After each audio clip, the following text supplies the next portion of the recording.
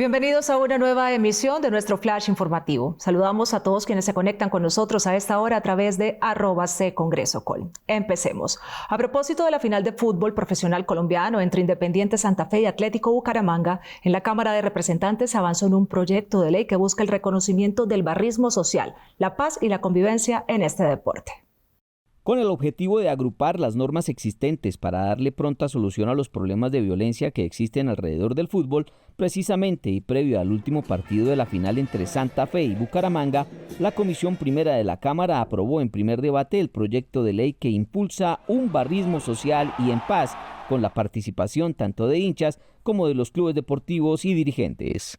Ese es un proyecto que, como es trabajado con los hinchas, habla de las realidades del día a día del hincha, de lo que tiene que ver con el acceso a baterías sanitarias, con los derechos de poder ver los partidos completamente, pero también con el tema sancionatorio, porque los barristas de verdad no queremos ver a los violentos dentro de los estadios y se imponen sanciones severas, sobre todo de carácter individual.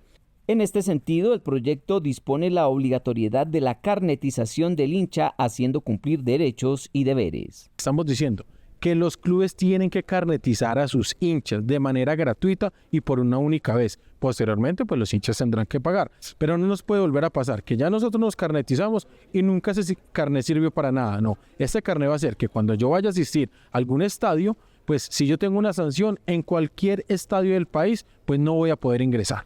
La iniciativa también dispone una participación activa tanto de los clubes como de dirigentes del fútbol nacional. Por primera vez estamos diciéndole a los organizadores del espectáculo, a la DIMAYOR, a los clubes, venga, ¿cuál es la responsabilidad social que ustedes tienen con sus hinchas? ¿Con cuánto tiempo de anticipación le tienen que anunciar los precios y abrir la venta de la boletería? Pero además garantizar el acceso, garantizar la comodidad también de estos hinchas y sobre todo, trabajo social. Lo que queremos sobre todo es que bajo el principio de responsabilidad social empresarial, los clubes también se vinculen a todo lo que tiene que ver con el espectáculo del fútbol. Con el proyecto de ley que ahora pasa a segundo debate, quienes lo impulsan le dicen sí a las barras visitantes en todos los estadios donde se juega fútbol en el país. Durante la reciente cumbre de Asobancaria en Cartagena, el ministro de Hacienda Ricardo Bonilla anunció que ante la situación fiscal del país es inminente un alza en el valor de la CPM en los próximos días. El anuncio no fue bien recibido en algunos sectores del Senado. Ante la crisis financiera que vive el país causada por el desplome del recaudo de impuestos, el Ministerio de Hacienda anunció que estudia cambios en la fórmula del valor de la CPM.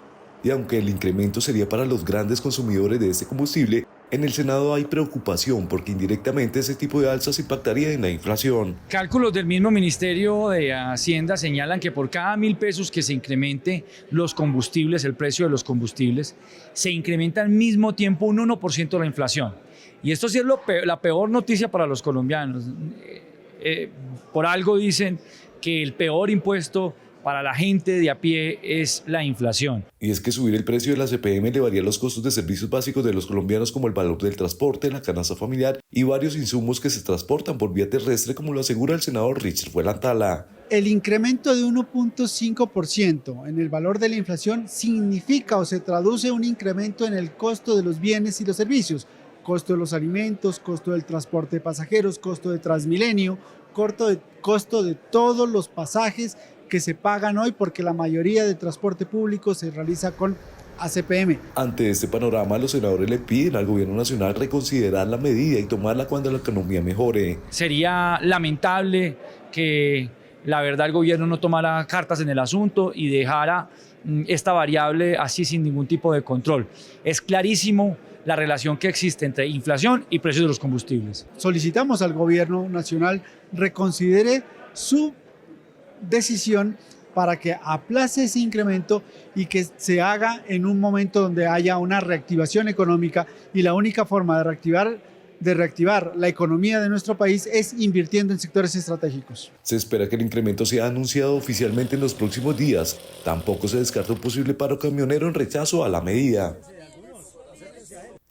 La representante Catherine Jubinao celebró la votación unánime del proyecto de rendición de cuentas de los congresistas en último debate. La propuesta se la hicieron algunas modificaciones luego de que la Corte Constitucional tumbara el presentado en el periodo 2018-2022 por vicios de trámite. Conozcamos los detalles.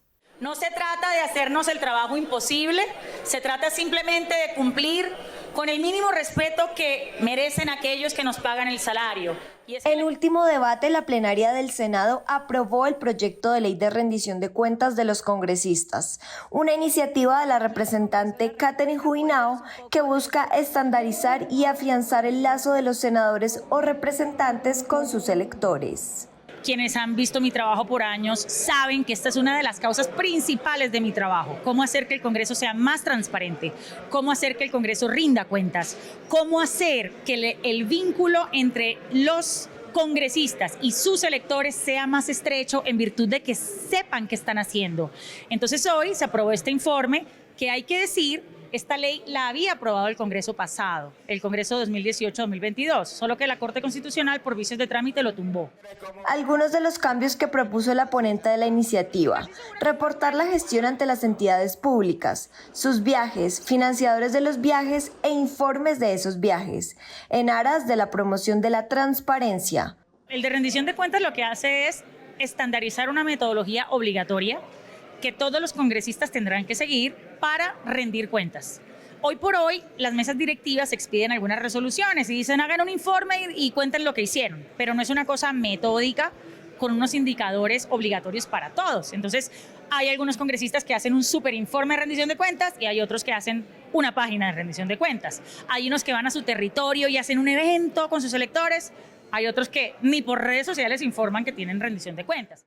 Por último, también se incluye la promoción de espacios de encuentro y socialización de los congresistas con sus votantes y equipos políticos en el territorio para contar lo que adelantan desde el legislativo. A la propuesta solo le hace falta la conciliación para convertirse en ley de la República. Vamos con la información de las redes sociales de los senadores con Joana Toro. Abro el flash en redes con una publicación del presidente del Senado, Iván Name, quien estuvo en el departamento del Quindío. Y desde el Parque del Café lideró la 8ª audiencia pública sobre regiones autonómicas, una salida para el desarrollo, la riqueza y la paz en Colombia. Veamos. @Iván Name Vázquez. Gracias a la región del Eje Cafetero por recibirnos y demostrar su compromiso por el progreso de la región a través de la autonomía, un modelo que permitirá tengan mayor capacidad de decisión en el manejo de sus proyectos y recursos. El territorio sabe lo que necesita, sus habitantes conocen y saben hacia dónde deben ir. Esto es regiones autonómicas. Cambiando de tema, el senador Wilson Arias hizo un video para sus seguidores sobre 2 temas que avanzan en el Congreso. Uno de ellos tiene que ver con el proyecto de ley estatutaria a la educación. Escuchemos lo que compartió. Los integrantes de la coalición de gobierno en la Comisión Primera del Senado de la República acaban de radicar el proyecto de ley estatutario de la educación como derecho fundamental, tal como fue recibido de la Cámara de Representantes, cosa que me alegra mucho. Han hecho un esfuerzo muy grande y quiero hacerle un reconocimiento en 2 sentidos. De una parte, al radicar este proyecto, de otra parte, al haber escuchado la voz de los sectores sociales, populares, sindicales, en general, la voz del pueblo. Y justamente sobre lo que explica el senador Arias de la ley estatutaria de la educación, el senador del partido de la U, Alfredo de Luque, también hizo una publicación a través de su red social X sobre este importante trámite en la Comisión Primera del Senado. @de Luque. La bancada del gobierno y la ministra de Educación faltaron a los acuerdos establecidos en las reuniones que adelantamos para concertar la ponencia de la ley estatutaria de educación y decidieron radicar una ponencia independiente que no fue acordada ni consensuada. El senador de Cambio Radical, David Luna, también explica en este video que compartió a través de sus redes sociales sobre lo que pasó con el trámite de esta ley estatutaria de educación con respecto a los sectores de oposición al gobierno. Lamentablemente, la bancada del gobierno, que representa el pacto histórico y a otros, no quisieron mantener el acuerdo. Ellos radicaron una ponencia primero en el tiempo con todo el articulado que venía de la Cámara, olvidando que habíamos hecho un acuerdo en la Comisión Primera. Nosotros sí mantuvimos la palabra y sostuvimos que esta ponencia puede ser discutida y ojalá votada positivamente. Y ahora veamos qué pasó con la reforma pensional en la Cámara de Representantes. Después de una discusión de más de 12 horas y más de 40 intervenciones, la plenaria aprobó la ponencia para el último debate con 103 votos a favor y 23 en contra. @Luis M. López A. Todas las reformas pensionales en el mundo están orientadas al ahorro. Nosotros estamos regresando al pasado. La deuda la asumirán las generaciones futuras y los jóvenes van a terminar levantándose contra todas las reformas pensionales y va a colapsar el sistema en el país. No a la pensional. @Alfremondragón. Son buenos días para Colombia. Pese al sabotaje de los congresistas que se ganan 48 millones de pesos y no vienen a trabajar, anoche logramos aprobar con 103 votos la ponencia positiva de la reforma pensional. Hoy vamos con el articulado.